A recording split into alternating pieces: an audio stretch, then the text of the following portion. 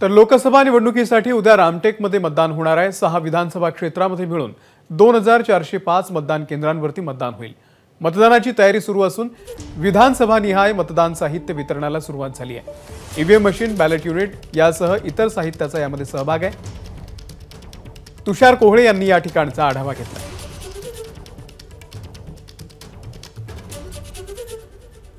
रामटेक लोकसभा मतदारसंघामध्ये आजपासून त्यासाठीची तयारी आहे। ईव्हीएम मशीन वेगवेगळ्या मतदान केंद्रावर पाठवले जात आहे।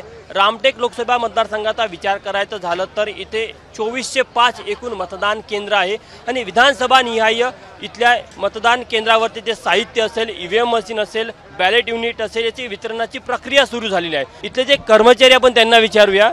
सर, मला एक सांगा, या टेबलवर आता तुमचा झोन क्रमांक 3 आहे, तर झोन क्रमांक 3 वर तुम्ही ईव्हीएम आणि बॅलेट युनिट सोबतच इतर स्टेशनरी साहित्य वितरित करत आहे। कशा प्रकारची ही प्रोसेस असणार आहे? कसं आहे की इथे माझ्याकडे झोन नंबर 3 आहे, त्याच्यात टोटल 10 बूथ आहेत। ते 10 बूथचे जे काही प्रिसाइडिंग ऑफिसर्स वगैरे आहेत ते ज्यामध्ये एंट्री झाली आणि जे कन्फर्म झाले की बा सगळी टीम इंडिया आलेली आहे। टीम इंडिया आल्यानंतर इथं ऑलरेडी बॅलेट्स मशीन्स आणि सगळे युनिट्स ठेवलेले आहेत। जसे ते आले त्यांना आम्ही डिस्ट्रीब्यूट करू आणि त्याच्यानंतर ट्रॅक जो रूट मॅप आहे त्या रूट मॅपने आम्ही त्यांना काढू। साहित्य देताना ते कोणत्या गोष्टीची खबरदारी त्यांना घ्यायची आहे? सर, ऑलरेडी त्यांना ट्रेन केलेलं आहे।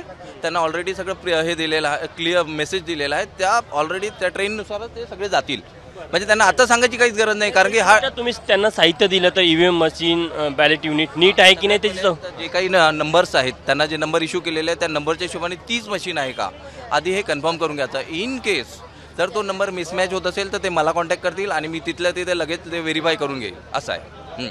तिथे मतदान साहित्याचं जे वितरणाचं काम आहे ते सुरू झालेलं आहे। कॅमेरामॅन व्यंकटेश नायडूसह तुषार कोहळे, एबीपी माझा, नागपूर। एबीपी माझा, उघडा डोळे बघा नीट।